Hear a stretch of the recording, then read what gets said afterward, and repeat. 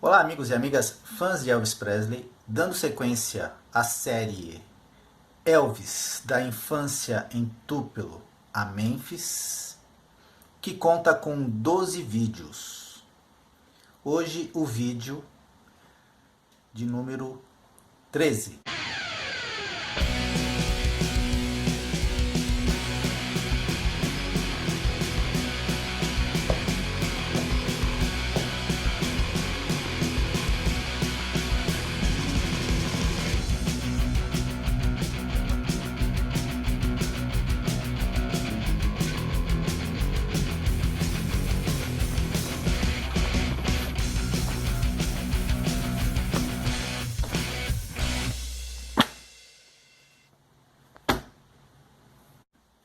Então, amigos, hoje eu vou utilizar este livro, Elvis e a Revolução do Rock, e também a Bíblia, o livro de Goldman.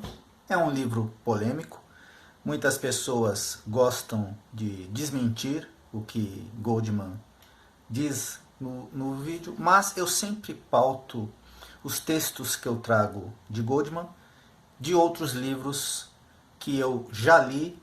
Então, quando eu trago textos de Goldman, são textos que em outros livros eu vi o mesmo segmento na história, ok? É o que acontece, que eu adoro a escrita de Goldman. Eu acho que ele é um escritor fenomenal, então eu gosto de trazer os textos escritos por ele. Então hoje vamos saber um pouquinho mais sobre a influência da música gospel em Elvis, que mais tarde ele pontuou em toda a sua carreira, mesmo quando Elvis gravou discos apenas com gospel, mas como você vai ver no decorrer dos textos, a influência está na sua vestimenta, no modo de pentear. O gospel está enfeitando a carreira inteira de Elvis Presley, contornando, dando nuances, muitas coisas ele aprendeu neste, que talvez, como diz o texto, seja o primeiro show onde Elvis Presley conseguiu ver o artista no palco, no caso os artistas, o primeiro show em que Elvis Presley assistiu a um show. Então eu dei o título de A Influência dos Quartetos Vocais, o Gospel Branco, e vamos encontrar Elvis aos 16 anos de idade. O 16º ano de Elvis, o seu mais decisivo. Esta é a razão, muito provavelmente, porque todo o resto de sua vida ele ficou tão parecido com um garoto de 16 anos de idade. Sabemos que Elvis, durante toda a sua vida, foi um eterno adolescente. Nada o apavorava tanto quanto uma desordem no modelo ideal que ele estabeleceu nesta época. Básico ao modelo foi o posicionamento perfeito dos seus gêmeos polares. De um lado, o mau Elvis, entre aspas, o Elvis rebelde, e do outro lado, o bom Elvis. O mau Elvis adquiriu um visual rebelde, clássico, e começou sua evolução em direção a esse cínico querido, que viria a ser, eventualmente, o maior herói do rock and roll.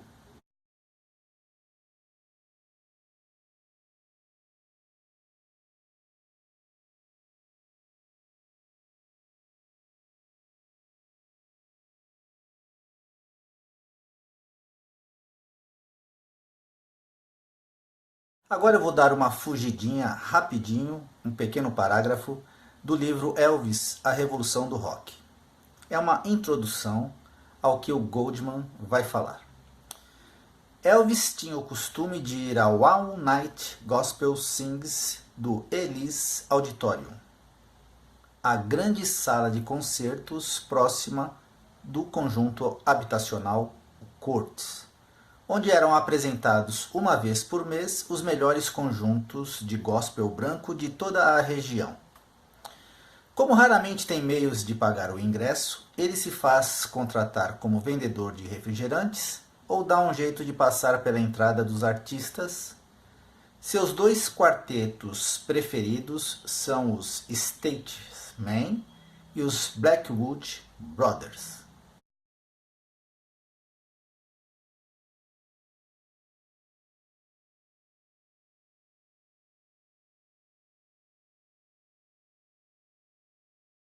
Então, depois dessa pequena introdução, Albert Goldman aqui vai tratar do dia em que Elvis foi a esse show pela primeira vez. Então agora ele fala sobre o bom Elvis. O bom Elvis seguiu, neste momento, precisamente em direção oposta. Ele decidiu tornar-se um sacerdote leigo, um cantor gospel, um bailarino diante do Senhor. Elvis, por esta época, almejava fazer parte de um quarteto vocal. A descoberta de Elvis do mundo gospel ocorreu uma noite no Ellis Auditorium, onde ele foi assistir uma All Night, uma noite inteira de cântico. Isto é uma coisa muito estranha para um adolescente fazer. Mas sempre se deve ter em mente que Elvis Presley era um adolescente muito estranho, diferente. O show que ele testemunhou teve um efeito profundo sobre ele. As possibilidades são de que foi o primeiro show de verdade que ele viu. Dias antes do evento, ele teria ouvido a propaganda clamorosa e sensacionalista sobre o show no rádio. A expressão all night deve ter sido especialmente estimulante para um garoto que normalmente ia para a cama às 10 horas da noite. Na verdade, eram shows de 4 horas que começavam às 8 e terminavam à meia-noite. All night, ou seja, a noite toda, de qualquer modo, muito tarde para pessoas tementes a Deus. Então, os shows não eram a noite inteira, era apenas uma expressão, né? All night.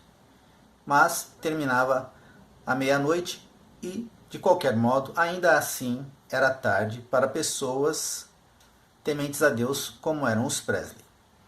O público era composto de milhares de pessoas. Tais entretenimentos eram muito populares na época em Memphis, tanto que, no início dos anos 50, a cidade havia se tornado sede nacional do gospel branco. De todos os quartetos gospel, o favorito da cidade natal eram os Blackwood Brothers.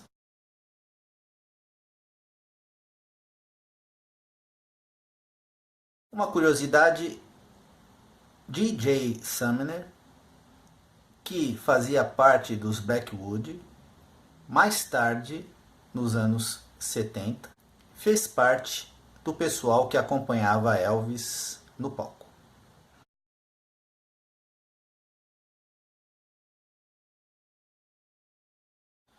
Agora, como eram esses shows? A montagem para esses shows era da mais simples. A cortina no palco está fechada quando se entra no prédio. E uma parte do cenário que representa balaústres de pedra ou algum objeto igualmente improvável foi erguida ao longo da linha da cortina. Um par de antiquados microfones, como você veria em um estúdio de radiodifusão, estão presos no palco com seus cabos notoriamente espalhados pelo chão. Um grande piano, o único instrumento de acompanhamento apropriado disposto em uma prancha de aço com rodinhas à direita dos microfones. Embora o cenário pudesse ser chamado de, no mínimo, austero, você certamente não aplicaria esta mesma palavra às roupas ou à elegância dos artistas. Sinistro, extravagante ou berrante seriam epitetos mais apropriados para os 5 artistas que sobem no palco esta noite. Sem o benefício da introdução, surgem com a intensidade de um flash negro. Eles estão usando ternos com jaquetões de botões transpassados, calças e um casaco comprido com lapelas largas, ombros largos e fortemente acolchoados de seda crua e tingidos por um vermelho brilhante, tal fogos de artifício. Os cabelos, que se penteados para a frente, cairiam abaixo de seus queixos, são embebidos em pylon Stene voo 5, que é usado nos pompadours chineses, que são incrivelmente altos.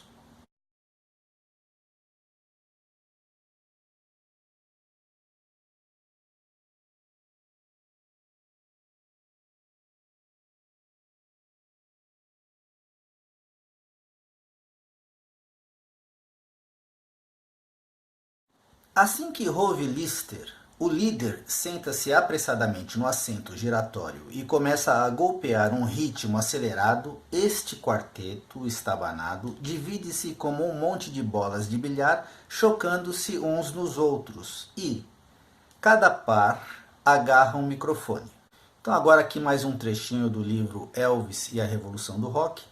Eles incorporam às suas exibições uma excitação emprestada ao erotismo mal encoberto de formações negras, tais como soul stirrers.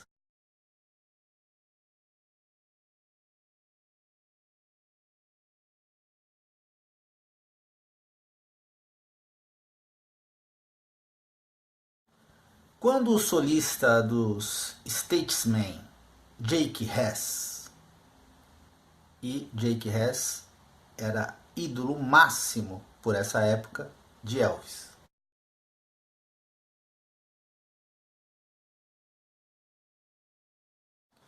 Quando o solista dos Statesmen, Jake Hess, lança-se em suas improvisações estratosféricas com voz de tenor, os tradicionalistas rangem os dentes, percebendo ali a influência perniciosa da Igreja Negra. Mas as mulheres que estão na plateia entram em transe, mais ou menos conscientemente. Pessoal, se vocês procurarem no YouTube por esses quartetos, vocês terão uma ideia maior e melhor do que qualquer palavra aqui que seja dita. Então Elvis, vendo a performance desses quartetos, ele ficava exaltado, né? Então, voltando ao livro de Goldman, em algum lugar naquela casa está Elvis Presley. Está absorvendo tudo como um molho de carne da sua mãe. Não é difícil imaginar o efeito desta demonstração no jovem Elvis Presley. Ele teria ficado encantado pelos trajes, penteados, esse comportamento estranho e divertido no palco. Ele teria ficado espantado em ver como a música convencional e antiga da igreja poderia ser transformada em tal entretenimento emocionante. Ele até pode ter sentido o poder estranho que passa por um homem quando este vislumbra o mundo onde está destinado a passar sua vida, que de fato foi onde Elvis passou a vida dele, os palcos. Embora Elvis nunca tenha se tornado um cantor gospel convencional, ele trouxe o tempero do gospel e o espírito para todo tipo de música que cantou. Pessoal, então, no próximo programa vamos continuar vendo as influências de Elvis. No próximo programa, o rádio, onde Elvis escutava todo tipo de música e absorvia tudo. Pessoal, até o próximo programa. Elvis Forever.